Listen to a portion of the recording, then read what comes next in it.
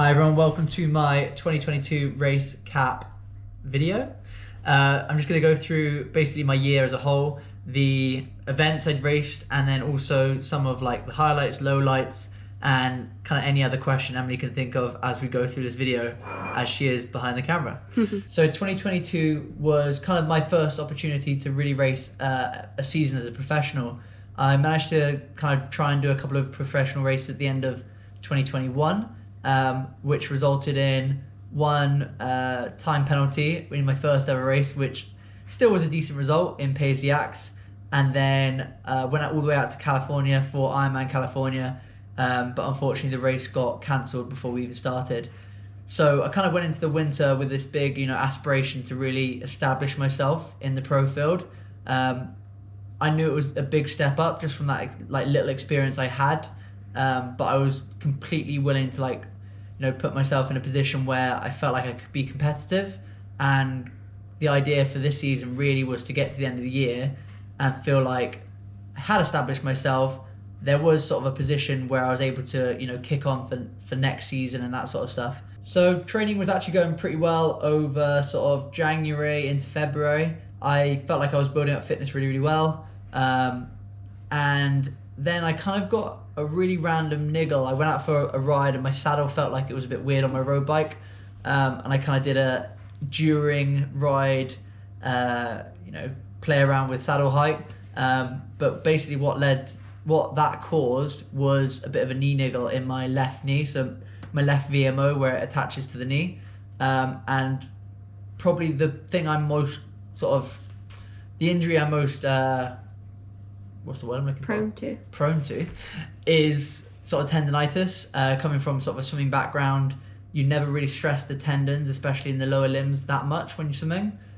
So that kind of flared up and kind of led to basically 6 weeks of limited run and bike work. I was kind of managing about 30 minutes on a turbo before my knee was in agony. And then I managed to run a little bit at the beginning of the injury, but then as it progressed, it just completely shut me down. That then kind of accumulated into me actually going away on training camp in Lanzarote. So I kind of went to Lanzarote and I hadn't ridden a bike outside for 6 weeks. And I kind of went there with everything crossed that I would be able to, by the end of the camp, be fit and healthy again. And this was kind of March time now. With the intent to race in April. So luckily, actually, the Lanzarote camp did exactly that. I was able to get some really, really consistent training in, was able to kind of get rid of the niggle in the sense that it was still kind of hurting, but I was able to actually train properly. And then that led me to my first race of the year. So the first race of the year was Challenge Salou. So Salou is about an hour down the coast from Barcelona, so flew into Barcelona. Oh, you're getting some tourism advice in this vlog as well. What are the main sort of attractions in Salou? Ooh, nice beaches, good food. So, anyway, first race of the year was Challenge Salou. How far is that from Barcelona? I'm interested. About an hour. Anyway, to the point. My first race of the year was a bit of a nightmare. There was lots of pros and cons from this first race. A bit like it had been done previously the year before, the swim actually got cancelled the day before because of how cold the air temperature was. So we were then given a duathlon, so a 5k run, 87k bike, and then a half marathon, which, being an ex-swimmer and not an ex-runner, really, really kind of hinders my ability in that kind of race.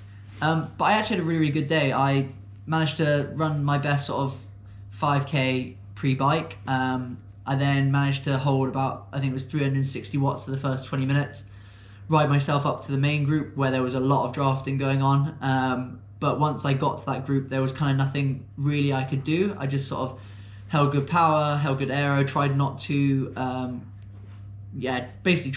draft, which was impossible because there was just I think the best part 60 or 70 athletes in one group, which was ridiculous.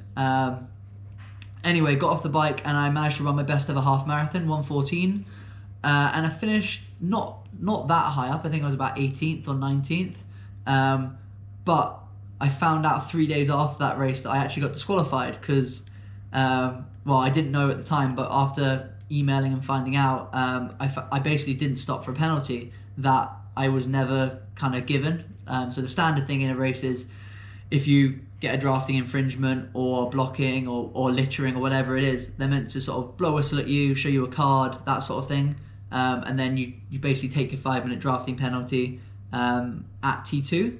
But I was never blown a whistle. I kind of protested it because they showed me the scorecard and the number they had written down looked very questionable. But I think it was just kind of bad luck because... What do you mean by number? My race number. Yeah. Yes. So the race number written on the scorecard for the penalty was very questionably written. But ultimately, I tried to protest it, but I think there was just so much drafting going on that they just randomly picked a few athletes to penalise, which is super frustrating because I had put that massive spurt in to get up to the front of the race. I had no intent behind it, but that is racing. So a bit of a rocky start to the year. What position were you in that race? I already did that. What did you say weight you were? I think it was about 19th or so. Okay, I was going to ask what your key learning was from that race. Be nice to the referees. Okay, so that kind of bit of a rocky start to the year, but then the idea behind Salou all along was kind of a prep race for my first main goal of the year, which was Ironman Texas. Again, felt like the training was going pretty well, felt pretty fit. The knee niggle was kind of a distant memory, even though it was kind of only a couple of months before.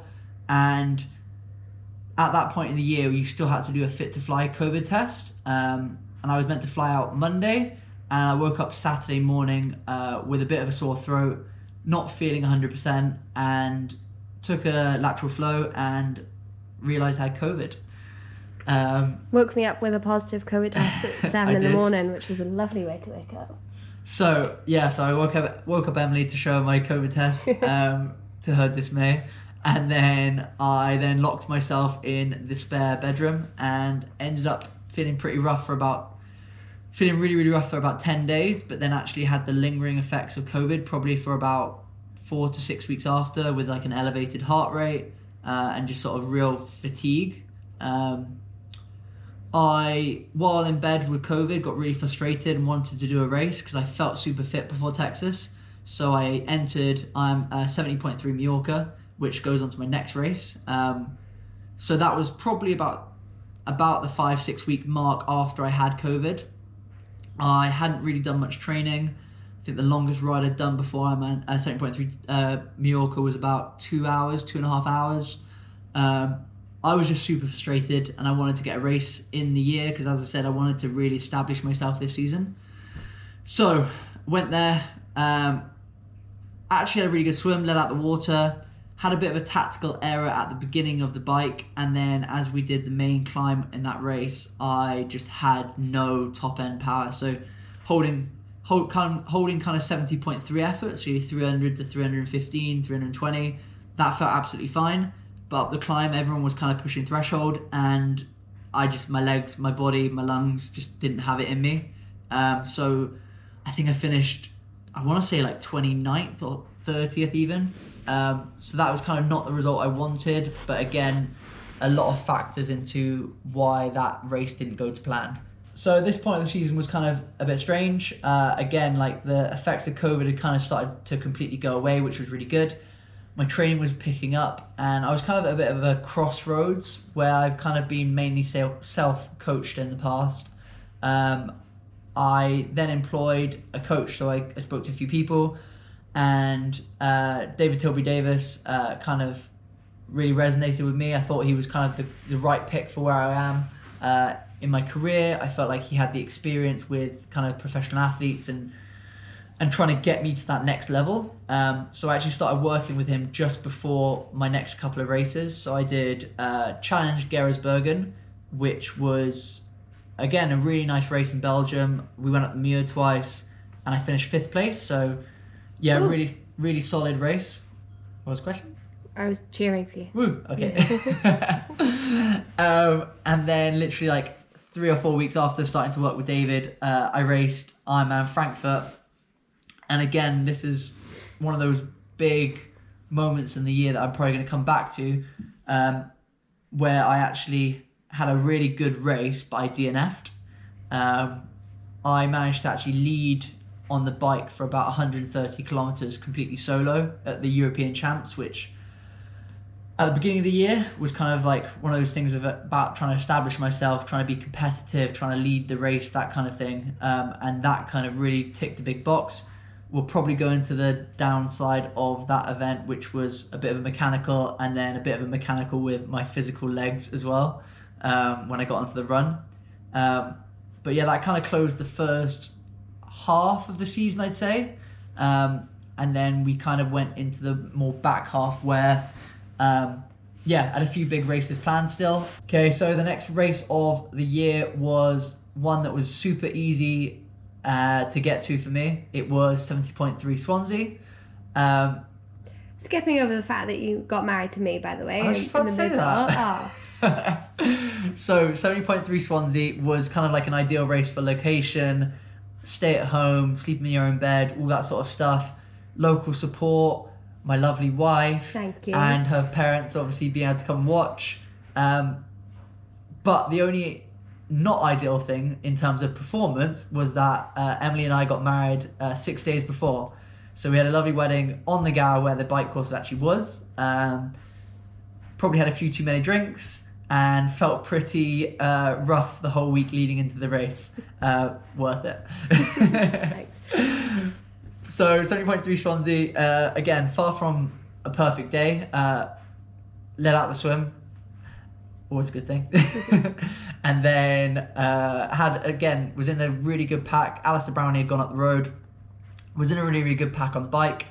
And my local knowledge of the Gower meant that at one point I took a corner a little bit too quick and I basically put myself in a ditch. Sorry.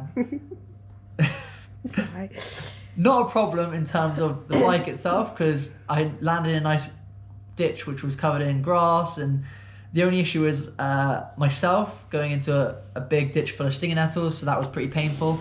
And then when I got out, there was no damage to the bike at all, except for I had obviously knocked the rear derailleur, which meant that every time I shifted gears, there was like slight shifting jumps, there was problems with it like trying to touch the disc, which meant that I was restricted in the gears I had, so I had to finish the bike course on, I think out of the 22 gears I had, I probably only had 6 or 7, maybe 8 gears.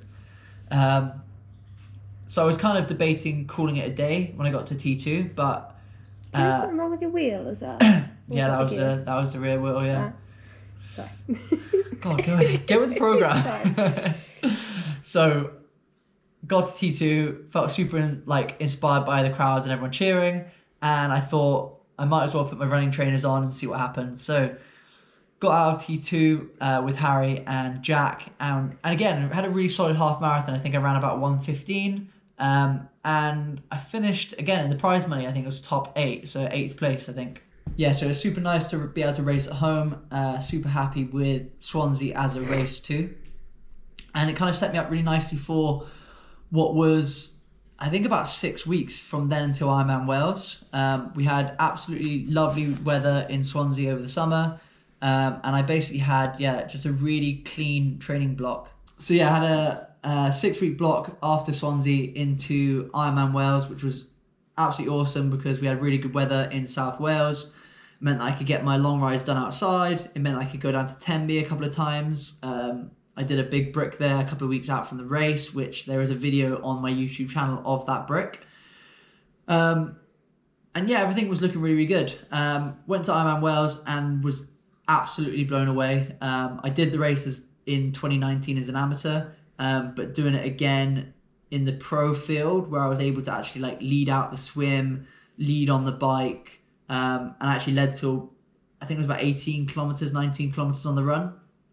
That was a completely different experience in terms of, absolutely nuts. The first time I hit Saundersfoot up St Bride's Hill on the first lap, and I was obviously the first athlete to get there, it was kind of just like this eruption of noise as people had obviously walked from Tenby over to Saundersfoot after the swim.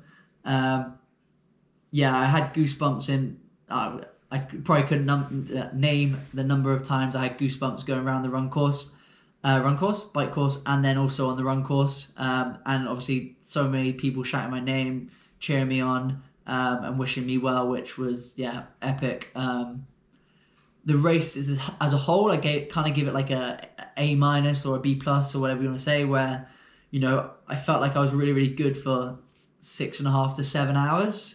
But I didn't quite have that last half marathon that I know I'm capable of. But again, in terms of the goal for the year being more feeling competitive, establishing myself, all these kind of like basically just wanting to get to the end of this year and be confident that I've got a platform to push on from. Being able to lead an Ironman till 18k on the marathon kind of has given me that kick, which is exactly what I wanted this year. So last 2 races of the year, I basically just wanted to do one more big Ironman to race, to kind of finish off the year, because I felt like after Ironman Wales that my run was lacking. I'd done some really awesome training over the summer. I felt like my run was in a really, really good place. I was working with David Tilbury-Davis. Felt like I was getting stronger week on week. But I just didn't show that in Ironman Wales. So I decided to race Ironman Arizona in November. I threw in 70.3 Venice in between that, which a bit of a draft fest on the bike, which was super frustrating because I was at the front of the pack and no one would take a turn, and was kind of then stuck in Ironman effort on the run. But then going into Arizona, I was feeling really, really good. Arizona was an awesome kind of race. I did a video very recently on that, so I won't talk about it too much, but again, leading out from the swim, leading on the bike, and then just having a solid all-around day was kind of exactly, like Ironman Wales did. I think I finished 11th in Arizona, but the standard of the field in Arizona was just that little bit higher than Wales. So, again, solid day, super happy with the performance in terms of the overall performance, but also not super motivated. I feel like there's a lot that could have been done better, which I definitely spoke about in the video, which is the motivating thing then moving into next year. So that was kind of like the year of a bit of training at the beginning, and then all the races that I kind of did throughout the year.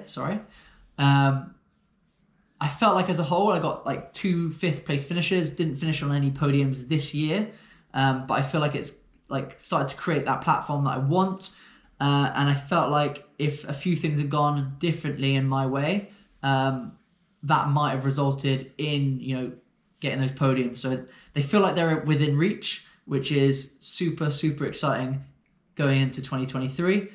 And then we're just gonna do a couple of, I guess, like random questions that hopefully Emily's come up with as we've been chatting. What's the first one? What would you say your highlight was of 2022? So, can I have 2? Yeah.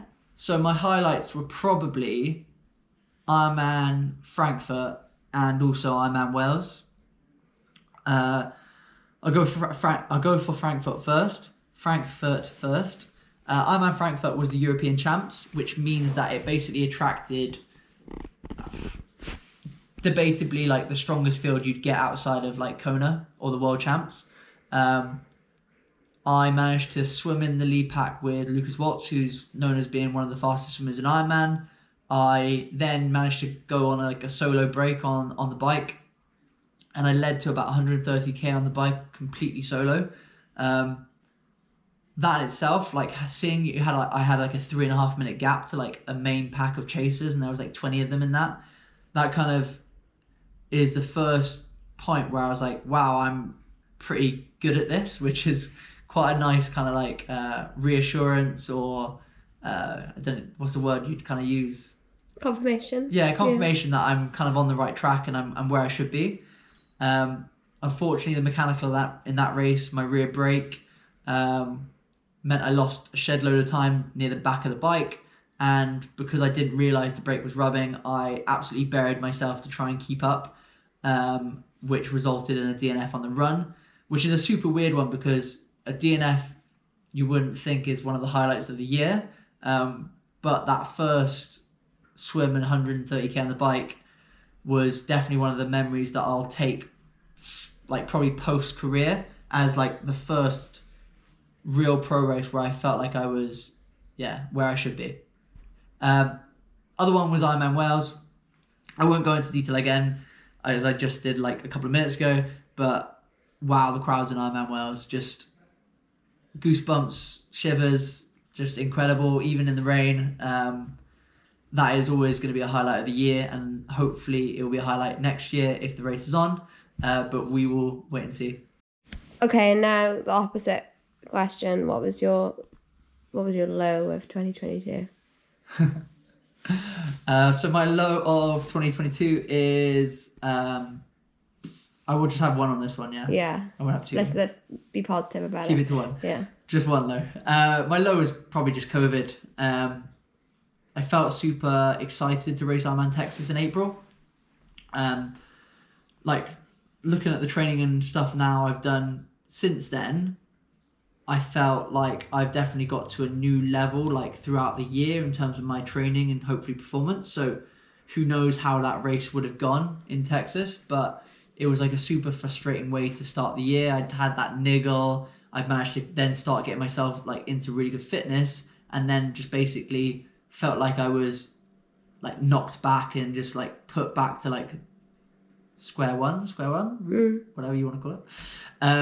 Which then meant that the rest of the season I felt like I was playing catch up into the summer, which almost, is not what you want to be doing. You kind of want to feel like you're hitting the ground running when you start racing. So low light, COVID, I'm in Texas.